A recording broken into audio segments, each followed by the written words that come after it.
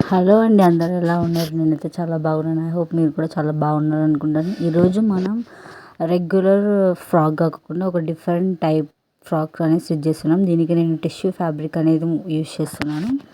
ఇది వచ్చేసి full sari use చేస్తున్నాను. నేను లైనింగ్ వచ్చేసి 3 మీటర్స్ అనమాట. ఇది వచ్చేసి చూస్తున్నారు, లైనింగ్ వచ్చేసి నేను పాలిస్టర్ యూజ్ చేస్తున్నాను. కాటన్ అయితే యూజ్ చేయడం లేదు. కాటన్ అయితే నేను పైకి మాత్రమే యూజ్ చేస్తున్నాను. సో మన ఫ్రాక్ డిజైన్ వచ్చేసి రెగ్యులర్ ఫ్రిల్స్ ఫ్రాక్ కాకుండా ఇలా నేను పెటల్స్ ట్రై చేస్తున్నాను. వీడియో మొత్తం చూడండి, మీకు అర్థమవుతుంది నేను ఎలా స్టిచ్ చేశాను అనేది. ఇది వచ్చేసి లైనింగ్ పార్ట్ అనమాట. నేను 14 సెంటీమీటర్స్ అయితే తీసుకుంటున్నాను. యోక్ పార్ట్ అనేది చూస్తున్నారు కదా, టేప్ ఇలా పెట్టేసి నేను స్కేల్తో డ్రా చేసి 14 సెంటీమీటర్స్ అనేది నేను యోక్ పార్ట్గా కట్ చేస్తున్నాను.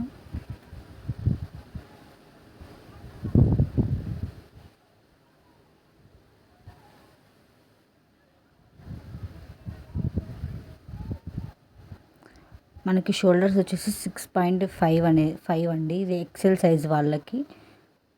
షోల్డర్ వచ్చేసి 6.5 మార్క్ చేసుకుంటున్నాను. అలాగే మనకి నెక్ విడ్త్ వచ్చేసి ఇక్కడ నేను 4 తీసుకుంటున్నాను. మీకు ఇష్టమైతే 5 కూడా తీసుకోవచ్చు. ఆర్మ్ హోల్ వచ్చేసి నేను 6.3 అనమాట. మళ్ళీ చెప్తున్నాను, ఇది ఎక్సెల్ సైజ్ వాళ్ళకి మాత్రమే.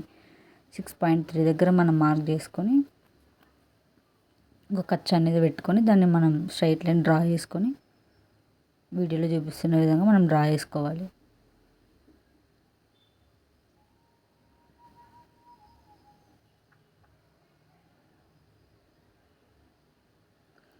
మనకి చెస్ట్ పార్ట్ వచ్చేసి 10 వస్తుంది. వేస్ట్ వచ్చేసి 9.5 దగ్గర మనం మార్క్ చేసుకుంటే మనకి పర్ఫెక్ట్ అంటే కరెక్ట్ ఫిట్టింగ్ అనేది వస్తుంది ఎక్సెల్ సైజ్ వాళ్ళకి.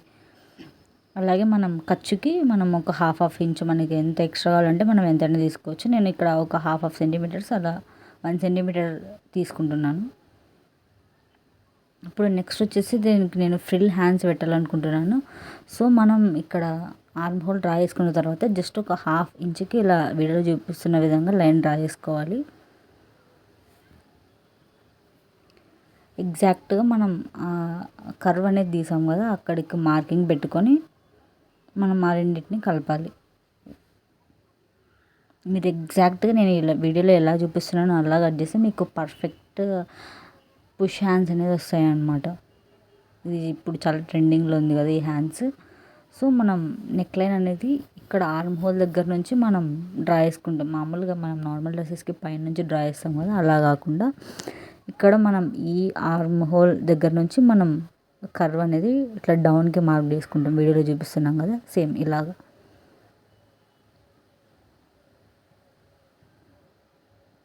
మీరు సేమ్ ఇలాగా ఫాలో అయితే మీకు పర్ఫెక్ట్ హ్యాండ్స్ అనేది వస్తాయి. పుష్ హ్యాండ్స్ అంటే కొంచెం అటు ఇటు కాకుండా ఆర్మ్ హోల్లో పర్ఫెక్ట్గా చూస్తున్నాం కదా, ఇలా డ్రా చేసుకుంటే దీన్ని మనం కట్ చేసేసుకోవాలి. ఎక్స్ట్రా కావాలనుకుంటే తీసేసుకోవచ్చు, లేదంటే ఉంచుకోవచ్చు. ఇది ఫ్రంట్ అండ్ బ్యాక్ పార్ట్ అనమాట. ఇప్పుడు మనం బ్యాక్ పార్ట్కి మనం ఫ్రంట్ కన్నా కొంచెం డెప్త్ ఎక్కువ తీస్తాం కదా, సో అది మనం ఇక్కడ కట్ చేసుకుంటున్నాం అనమాట. మీకు ఎంత అవసరం అయితే అంత తీసుకోవచ్చు. నేనైతే ఇక్కడ 2 సెంటీమీటర్స్ అంటే ఫ్రంట్ 6 తీసుకున్నా, వెనక 8 తీసుకుంటున్నాను. అంటే మరి ఎక్కువ డెప్త్ అయినా కూడా ఈ డ్రెస్కి లుక్ అనేది రాదనమాట. సో దట్ నేను 8 తీసుకుంటున్నాను.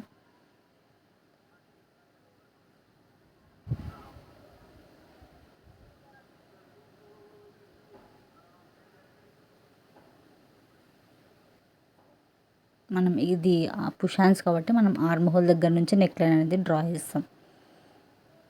ఇప్పుడు వచ్చేసి నేను లైనింగ్ పార్ట్ అనేది ఇక్కడ కట్ చేస్తున్నాను. మనం గోల్డ్గానే కట్ చేసుకుంటున్నాం ఫ్లేయర్గా. సో దట్ మనకి పెటల్స్ పెట్టినప్పుడు ఆ లుక్ అనేది ఫ్లేయర్ అనేది అనిపిస్తుంది అనమాట. నేను ఇక్కడ లెంత్ వచ్చేసి 30 సెంటీమీటర్స్ తీసుకుంటాను. అంటే మనకి ఓవరాల్ ఫ్రాక్ వచ్చేసి 45 సెంటీమీటర్స్ అంటే అరౌండ్ 44 సెంటీమీటర్స్ వస్తుంది అనమాట.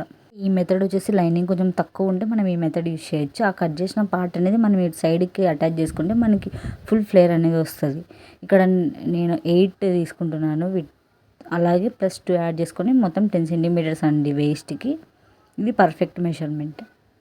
సో ఇవి 2 అటాచ్ చేసుకుని మనకి ఫుల్ ఫ్లేర్ అనేది వస్తుంది. ఇప్పుడు మనం పెటల్స్ని డ్రా చేసుకుందాం. ఇలాగ నేను ఒక పేపర్లో ర్యాండమ్గా ఒక పెటల్ షేప్ డ్రా చేసి ఇలాంటి మొత్తం శారీ మొత్తం ఈ షేప్తోనే పెటల్స్ని మనం కట్ చేసేసుకోవాలి.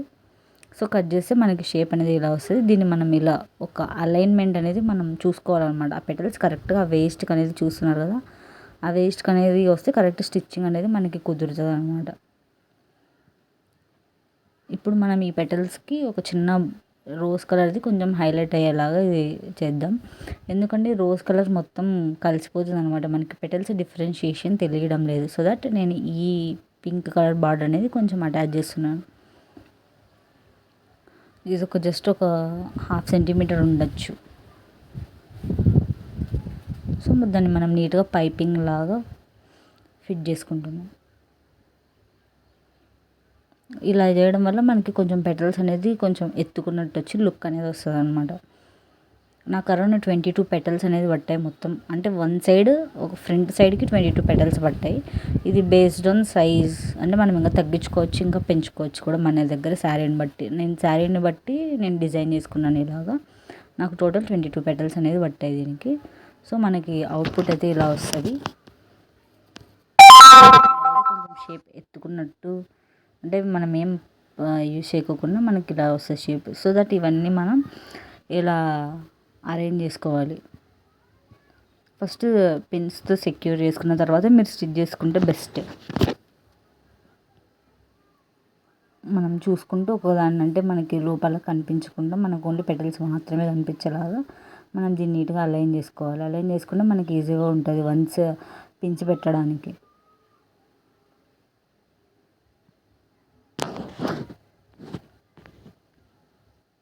సో మనకి షేప్ అనేది కనిపిస్తుంది కదా, వేస్ట్ అనేది అంటే ఎక్కడ పైకి కిందకి అవ్వకుండా మనం దీన్ని నీట్గా అలైన్ చేసుకున్నాను నేను.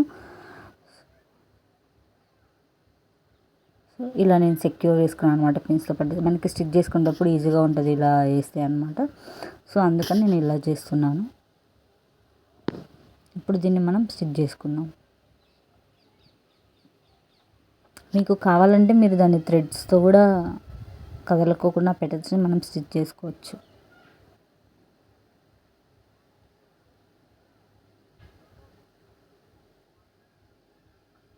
ఇప్పుడు దీన్ని వీడియోలో చూపిస్తున్న విధంగా మనం నీట్గా స్టిచ్ చేసుకోవాలన్నమాట, కదలుకోకుండా, అంటే ఎక్కడ పక్కకు పోకోకుండా బయటకు రాకోకుండా. ఇప్పుడు మనం యోక్ పార్ట్ని స్టిచ్ చేసుకుందాం.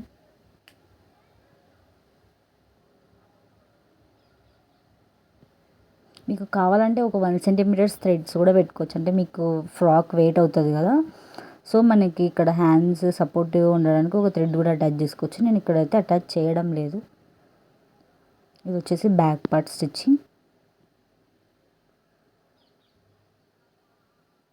ఇది వచ్చేసి స్లీవ్స్ అనమాట. నాకు అరౌండ్ 50 సెంటీమీటర్స్, అంటే మనకి నెట్ అయితే 1 మీటర్ పడుతుంది. నేను ఇక్కడ 50 మీటర్స్ అయితే తీసుకుంటున్నాను. విడ్త్ వచ్చేసి 8 అనమాట. మనకి ఫోల్డ్ చేస్తే 4.5 వస్తుంది మొత్తం. సో మనకు అప్పుడు కొంచెం కుచ్చు అనేది మనకి బాగా వచ్చి లుక్ అనేది బాగా వస్తుంది అనమాట. ఇప్పుడు మనం దీన్ని ఎలా మార్కింగ్ చేసుకోవాలంటే, మీకు కొంచెం ఆర్మ్స్ కవర్ కావాలంటే నేను ఇక్కడ నాకు ఆర్మ్స్ కవర్ కావాలి కాబట్టి నేను ఇక్కడ 5 సెంటీమీటర్స్ తీసుకుంటాను. లేదంటే మీరు 4 కూడా తీసుకోవచ్చు.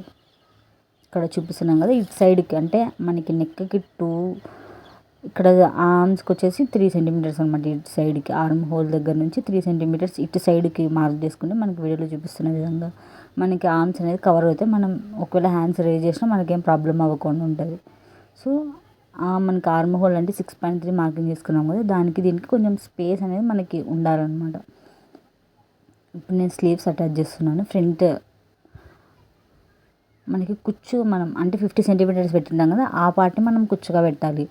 ముందర ఏదైతే 8 సెంటీమీటర్స్ వదిలామో దాన్ని అనేది ఫ్రంట్కి బ్యాక్కి వస్తుంది అనమాట మనకి. ఇది వచ్చేసి నేను 50 మీటర్స్ ఉంటుంది కదా, దాన్ని కుచ్చుగా పెడుతున్నాను.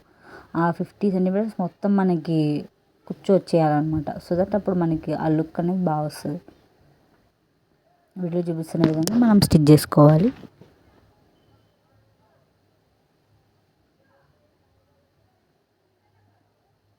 చూస్తున్నారు కదా, లుక్ అయితే మనకి ఇలా వస్తుంది.